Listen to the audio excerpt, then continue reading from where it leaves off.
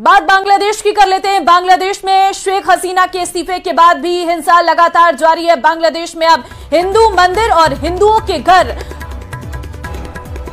उग्रवादियों के निशाने पर नजर आ रहे हैं। उपद्रवी लगातार इनको अपना निशाना बना रहे हैं। वहां से कई ऐसी तस्वीरें भी सामने आई हैं जिनमें कई मंदिरों में आग की लपटें दिखाई दे रही हैं, जबकि कई हिंदुओं के घरों को भी निशाना बनाया गया है। पंचगढ़ में हिंदुओं की दुकानों और घरों पर हमला किया गया। एक ही जिले में 12 घरों को आग लगा दी गई, जबकि दिनाजपुर में 10 घरों को उपद्रवियों ने जला दिया। खबर है कि लक्ष्मीपुर में 300 लोगों ने एक साथ हिंदुओं के घरों पर हमला बोल दिया है। उधर इस्कॉन मंदिर में भी तोड़फोड़ की गई है, जिसकी वीडियो सामने आई है। इस्कॉन ने दावा किया है कि कई मंदिरों में आग लगा दी गई है।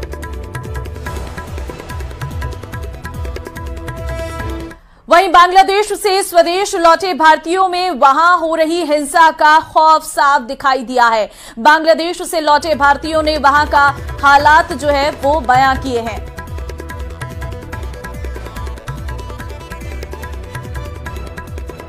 It's all about local Bengalis जिन पे अटैक हुए हैं, but Indians के लिए it is quite safe for the expats. So now flight services has also been resumed, so it's not a problem. India treatment के लिए आया है। ट्रीटमेंट के लिए जी, अपोलो हॉस्पिटल में। अपोलो में तो वहाँ क्या सिचुएशन है? हिंदूज की क्या कंडीशन है वहाँ पर? ना इजी से अभी क्या सिचुएशन है बांग्लादेश में? Okay no problem. कोई प्रॉब्लम नहीं है? नहीं। तो राइट्स वगैरह हो गए थे वहाँ, हमने देखा काफी ज्यादा तोड़फोड़ और वायलेशन हो गया। Some violence in area, some area. वहाँ पर मेरा सरकार तो देश पे नहीं है। এখন मेरे देश पे स्टूडेंट में कुछ बोला था, हमारा देश এখন या सेना बाहिनी के प्रदेश में। स्टूडेंट की क्या कंडीशन? स्टूडेंट এখন ठीक है से स्टूडेंट এখন पैनिक है। पैनिक है वहाँ है। The ground realities army has taken over the situation and the currently situation is good.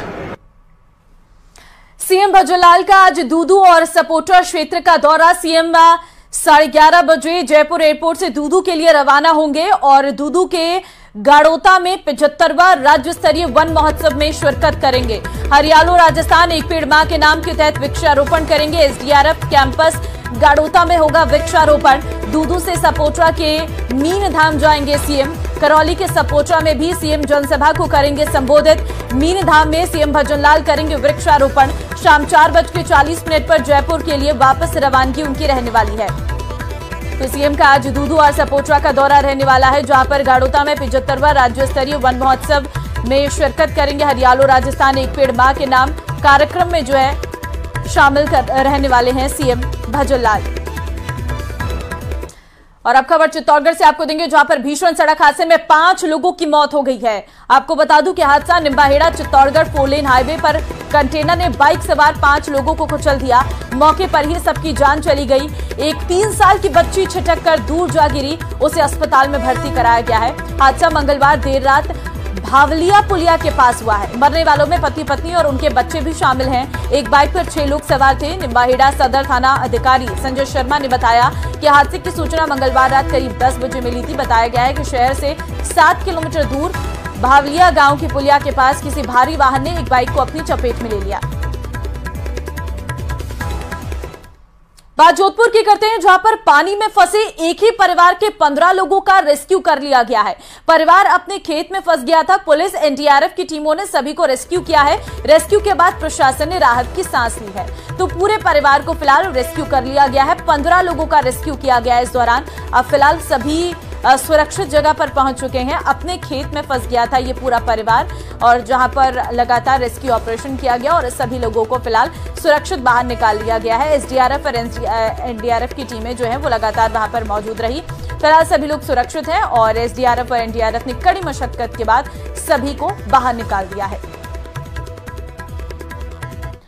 भारतीय वायुसेना जल्द ही अपने रक्षा बेड़े को और मजबूती देने जा रही है। इंडियन एयरफोर्स में आने वाले इस क्रांतिकारी बदलाव की पूरी कहानी क्या है, देखिए इंडिया की सक्सेस स्टोरी में।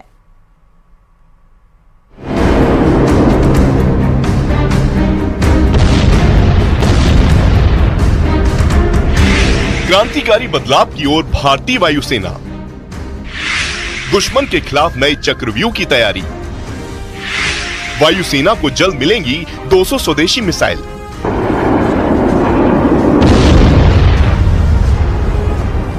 ये नई भारत की नई वायुसेना है जो किसी भी आपात स्थिति से निपटने के लिए दिन ब दिन खुद को और मजबूत कर रही है। इसी कड़ी में MK-1 मिसाइल के लिए भारतीय वायुसेना ने भारत डायनामिक्स लिमिटेड यानी BDL को मंजूरी दे दी है, जिसके चलते अब जल्द ही इंडियन एयरफोर्स के रक्षा बेड़े में 200 अस्त्र मिसाइलें शामिल हो जाएंगी। ये मिसाइल हवा से ही दुश्मन को मार गिराने में सक्षम है। इस प्रोजेक्ट को सफल बनाने में DRDO की बड़ी भूमिका है। रक्षा अधिग्रहण परिषद ने 2900 करोड़ रुपए से ज्यादा की इस परियोजना को 2022 से 2023 में मंजूरी दी थी। सभी परीक्षण और विकास कार्य पूरा होने के बाद अब इन मिसाइलों के प्रोडक्शन को भी मंजूरी दे दी गई है।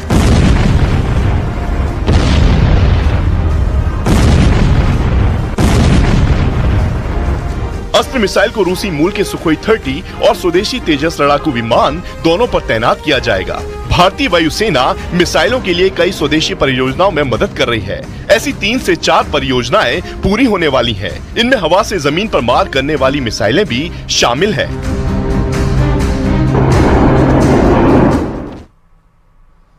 पाकिस्तान बॉर्डर से सटे जिलों में बन रहे फर्जी आधार कार्ड की जांच सीबीआई ने शुरू कर दी है। सीबीआई ने 3 आरोपियों के खिलाफ नामजद मामला दर्ज कर लिया है। इस मामले को राजस्थान सरकार ने 9 जुलाई को केंद्रीय जांच एजेंसी को स्थानांतरित कर दिया था।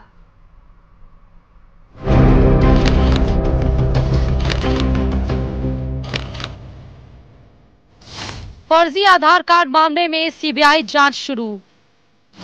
25,000 में फर्जी आधार कार्ड बनने का खुलासा। बांग्लादेशी लोगों ने फर्जी आधार कार्ड बनाए।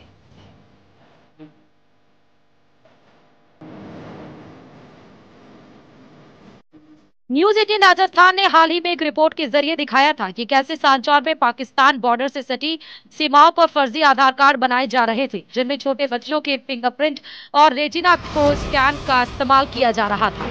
इस मामले में सीबीआई ने अब जांच तेज कर दी है। राजस्थान में कथित तौर पर 25,000 रुपए में जाली दस्तावेजों और फिंगरप्रिंट का इस्तेमाल करके फर्जी आधार कार्ड बनाने वाले एक गिरोह के 3 लोगों के खिलाफ सीबीआई ने एफआईआर दर्ज की है। अधिकारियों ने कहा कि बड़े पैमाने पर चल रहे इस रैकेट की शुरुआती जांच में सामने आया है कि फर्जी आधार कार्ड बनाने के लिए स्कूली बच्चों की उंगलियों के निशान और रेटिना स्कैन के साथ साथ पैर की उंगलियों के निशान का भी इस्तेमाल किया गया है। इस मामले में राजस्थान सरकार ने 9 जुलाई को केंद्रीय जांच एजेंसी को स्थानांतरित कर दिया था। विभाग ने 30 जुलाई को सीबीआई को भेज दिया था। उसके बाद सीबीआई ने डुंगरी निवासी गणपत सिंह जाट, तोगाराम जाट और कन्हैया लाल प्रजापति के खिलाफ मामला दर्ज करके जांच शुरू कर दी थी। शिकायतकर्ता के मुताबिक ये तीनों कथित तौर पर उनकी ई-मित्र आईडी और आधार कार्ड से आधार कार्ड बना रहे थे।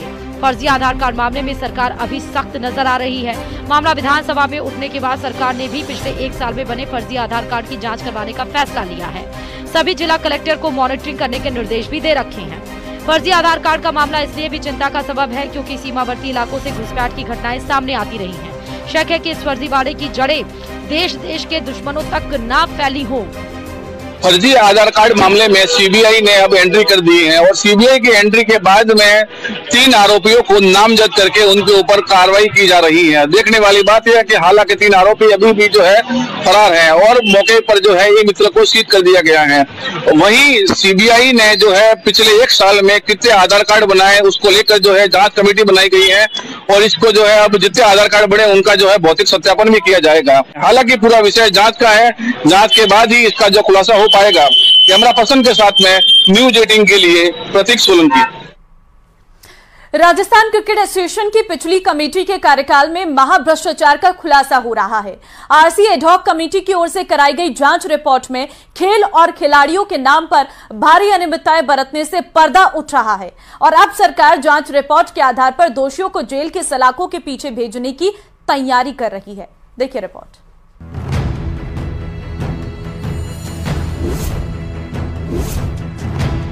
क्रिकेट के भविष्य को संवारने के लिए बनाए गए राजस्थान क्रिकेट एसोसिएशन में ही क्रिकेट के नाम पर भ्रष्टाचार का सबसे बड़ा खुलासा हो रहा है। अक्सर विवादों में रहने वाली पिछली राजस्थान क्रिकेट एसोसिएशन की कमेटी ने अपने कार्यकाल में खेल के मैदान से लेकर खिलाड़ियों के कल्याण तक जमकर भ्रष्टाचार किया है।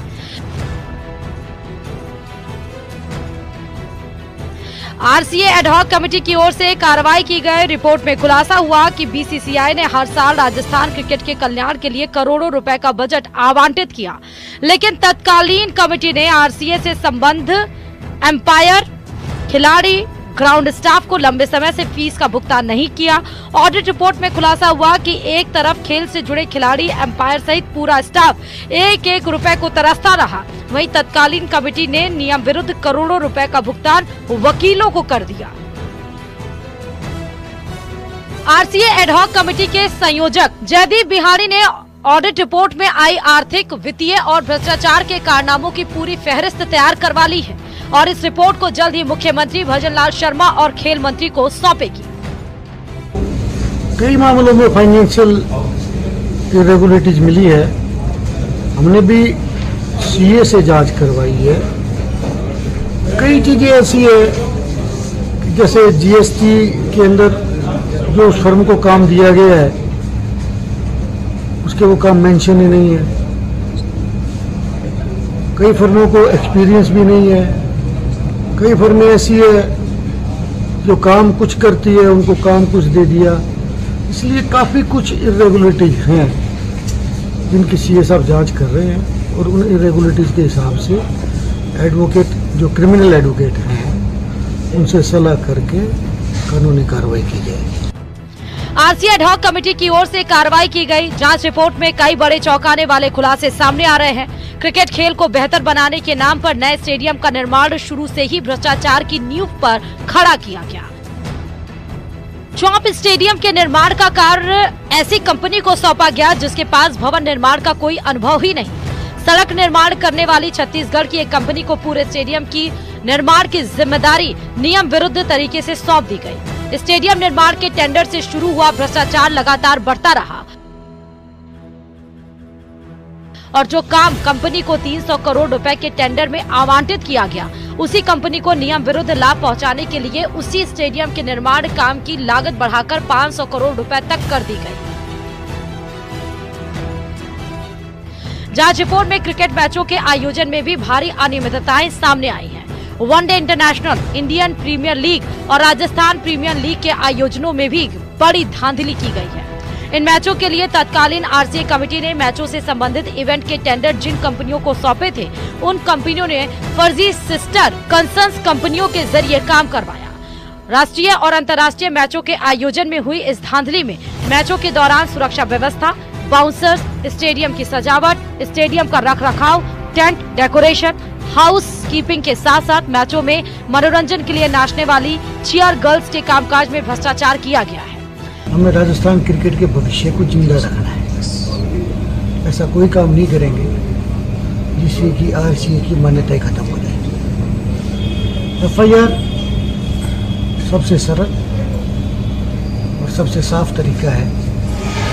जो लोग, देखिए, फाइनेंशियल जो भी करप्शन हुआ है वो किया तो आदमियों नहीं है और ये कोई मानवीय भूल में शामिल नहीं होगा। बहरहाल राजस्थान क्रिकेट अकेडमी की एडहॉक कमेटी की ओर से पिछली कमेटी के कार्यकाल में हुई वित्तीय अनियमितताओं और भ्रष्टाचार की जांच रिपोर्ट तैयार कर ली गई। भ्रष्टाचार में लिप्त दोषियों के खिलाफ एडहॉक कमेटी मुकदमा दर्ज करवाएगी। वहीं बीसीसीआई की ओर से खेल और खिलाड़ियों के कल्याण की राशि में हुई लूट खसोट की जांच के लिए केंद्र सरकार की सीबीआई, प्रवर्तन निदेशालय जैसी एजेंसियों को भी जाँच करने के लिए पत्र लिखने की तैयारी की जा रही है। न्यूज 18 राजस्थान के लिए जयपुर से राकेश शर्मा की रिपोर्ट। वहीं कांग्रेस नेता सलमान खुर्शीद ने मंगलवार को एक अजीब तुलना कर दी है। उन्होंने कहा कि बांग्लादेश में जो हो रहा है वो हमारे देश में भी हो सकता है, भले ही ऊपर से सब कुछ सामान्य दिख रहा हो। सलमान खुर्शीद पूर्व केंद्रीय मंत्री मुजीबुर रहमान की किताब Shikwa-e-Hind the political future of Indian Muslim के विमोचन पर बोल रहे थे।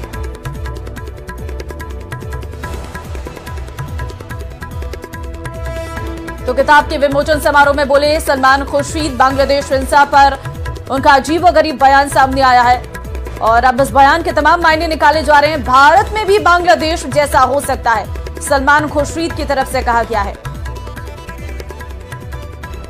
और सलमान खुर्शीद के इस बयान की अब आलोचना चौतरफा हो रही है क्योंकि अपने आप में बड़ा बयान है उनकी तरफ से कहा गया है कि जो बांग्लादेश में इस वक्त हो रहा है, भारत में भी ऐसा हो सकता है।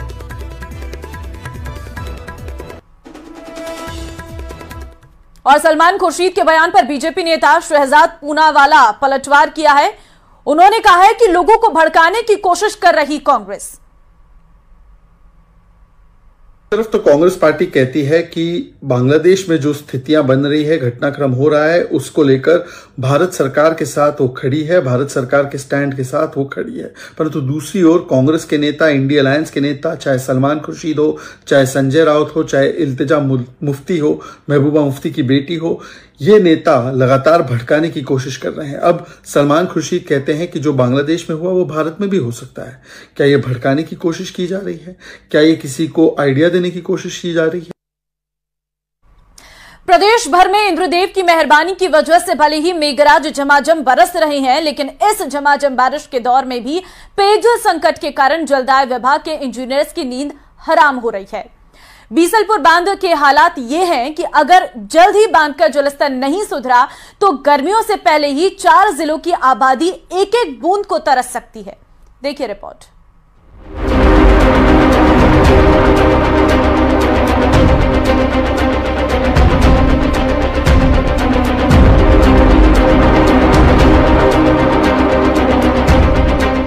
प्रदेश में झमाझम बारिश की वजह से नदी नाले उफान पर हैं, तो कहीं भारी बारिश के कारण बाढ़ के हालात भी बने हुए हैं। लेकिन बीसलपुर बांध की प्यास नहीं बुझ पाई है। टोंक और अजमेर में रिकॉर्ड तोड़ बारिश के कारण सभी बांध, तालाब, ताल, नदी, नाले सब उफान पर हैं। लेकिन स्थानीय बारिश का पानी बीसलपुर की प्यास बुझाने में नाकाम रहा है। दरअसल बीसलपुर बांध में पानी का भराव इसके कैचमेंट एरिया के जरिए ही होता है। बांध का कैचमेंट एरिया का क्षेत्रफल चित्तौड़गढ़, राजसमंद, उदयपुर, भीलवाड़ा, बूंदी, अजमेर, टोंक, केकड़ी जिलों के 27,836 वर्ग किलोमीटर में फैला हुआ है। जब इन सभी जिलों में अच्छी बारिश होती है तो कैचमेंट एरिया के माध्यम से बांध में पानी पहुंचता है। कैचमेंट एरिया के बड़े हिस्से को अभी अच्छे मानसून का इंतजार है। बीसलपुर बांध में जलभराव के लिए भीलवाड़ा के मेनाल से निकलने वाली मेनाली नदी, चित्तौड़गढ़ जिले की बेड़च नदी, राजसमंद से निकलने वाली बनास नदी, चित्तौड़गढ़ जिले की कोठारी नदी, अजमेर जिले की खारी और डाई नदियों में जबरदस्त उफान आने पर ही बीसलपुर बांध में पानी पहुंचता है। जैसा सभी को विदित है कि इस समय बीसलपुर में जो त्रिवेणी नदी से जहाँ से पानी आता है, तो नदी से पानी नहीं मिल पा रहा है बीसलपुर को। तो करीब 310 मीटर का उसका लेवल चल रहा है और अगर वहाँ बरसात नहीं होती है या कम होती है तो इस पानी को हम नवंबर तक ही सप्लाई कर पाएंगे। तो यदि बरसात होती है, पानी आता है जब, तो आगे उस हिसाब से प्लान करेंगे। नहीं तो फिर इस पर ये उच्च स्तर पर निर्णय करवाएंगे कि इसमें पानी की कटौती की जाए या अल्टरनेट दे दिया जाए, जो भी है इस पर निर्णय करवाएंगे। बीसलपुर बांध की पानी की आवक के रिकॉर्ड पर नजर डालें तो 85% पानी की आवक अगस्त और सितंबर महीने में होती रही है। इसके लिए पहले कैचमेंट एरिया पूरी तरह से रिचार्ज हो जाता है, लेकिन इस बार बांध का कैचमेंट एरिया ही रिचार्ज नहीं हो पाया। ऐसे में बांध में पानी पहुंचने की उम्मीद भगवान भरोसे ही रह गई। जलदाय विभाग के इंजीनियर इसलिए परेशान हैं क्योंकि बीसलपुर बांध में मौजूदा जल स्तर के हिसाब से दिसंबर 2024 तक ही पेयजल आपूर्ति की जा सकती है। बीसलपुर बांध में जल भराव की कुल क्षमता 38.5 टीएमसी है और अब बांध में करीब 13 टीएमसी पानी ही बचा है। एनजीटी के आदेशानुसार बांध में करीब 8 टीएमसी पानी जलीय, जंतु और पर्यावरण की दृष्टि से बचाना अनिवार्य है, यानी करीब 5 से 6 टीएमसी पानी से ही राजधानी जयपुर जिले की ग्रामीण और शहरी आबादी, अजमेर जिले, केकड़ी, दूदू, टोंक सहित दौसा जिले की आबादी को पेयजल सप्लाई करनी है। बांध में मौजूदा जल स्तर से सिर्फ दिसंबर तक की पानी सप्लाई किया जा सकता है। इन सभी जिलों को पेयजल आपूर्ति दिसंबर तक करने के लिए बांध से पानी सप्लाई की कटौती शुरू कर दी गई है। बांध से भीषण गर्मियों में जहां 560 MLD पानी प्रतिदिन जयपुर के लिए जा रहा था, उसमें अब कटौती करते हुए 500 MLD तक पहुंचा दिया गया है। 110.70 तो लेवल अभी कम है काफ़ी, और यदि यही लेवल आ जाता है तो फिर तो काफ़ी कुछ रिडक्शंस करने होंगे, कटौती करनी होगी पानी जयपुर में, अजमेर में, सभी लेवल्स पर कटौती करनी होगी। उसके लिए मीटिंग होनी है। बेसिकली 2 फ्रंट पे प्रयास होंगे। पहला तो है कि बीसलपुर से हमारे को जितना पानी ले रहे हैं, विड्रॉल कर रहे हैं, उसको हमें कम करना होगा। और हमारे जो लोकल सोर्सेज हैं, ट्यूबवेल्स हैं, उनको स्ट्रेंथन करके जो एग्जिस्टिंग है उनसे तो प्रोडक्शन लेना ही है, हो सकता है कुछ और ड्रिलिंग वगैरह भी करके पानी को ऑगमेंट करना पड़ेगा। बीसलपुर बांध पर राजधानी सहित सभी जिलों की 70% से ज्यादा आबादी निर्भर है और उतना पानी ना तो कंटिजेंसी प्लान में लाया जा सकता है और ना ही बीसलपुर बांध के मौजूदा जल स्तर से लाया जा सकता है। ऐसे में सरकार के सामने गर्मियों से पहले ही पानी का संकट भरी सर्दियों में ही पसीने ला सकता है।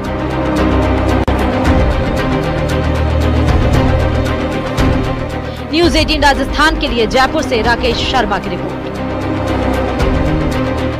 आगे बढ़ते हैं। झुंझुनू की खेतड़ी नगर पुलिस और डीएसटी नीमका थाना ने संयुक्त कार्रवाई करते हुए भारी मात्रा में अवैध शराब जब्त की है।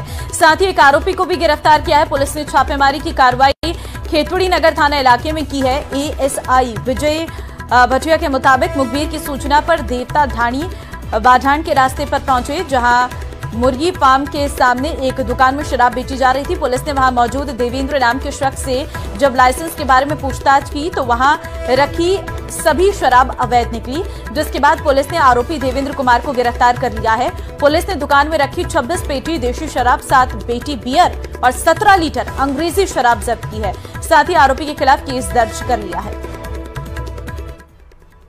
रोड पर एक व्यक्ति दुकान के अंदर अंग्रेजी शराब, बियर व देसी शराब अवैध रूप से बेच रहा है। इस पर मन एसआई विजय सिंह महेश जाब्ता ने मौके पर पहुंचकर जांच की तो वहां पर दुकान के अंदर मिले व्यक्ति का नाम पता पूछा तो अपना नाम देवेंद्र कुमार पुत्र अशोक कुमार जाति दानक निवासी मोहनपुर हरियाणा होना बताया। जिसने दुकान के अंदर शराब अंग्रेजी शराब के बोतल अद्धे पवे सजाकर तथा नीचे कार्टून बियर के और देसी शराब के रखकर बेच रहा था, बेचने के लिए रखी हुई थी। व्यक्ति को लाइसेंस पूछा तो कहा लाइसेंस नहीं है। और चलिए इस बुलेटिन में फिलहाल के लिए बस इतना ही। आगे आप देखिए 100 गांव 100 शहर। नमस्कार।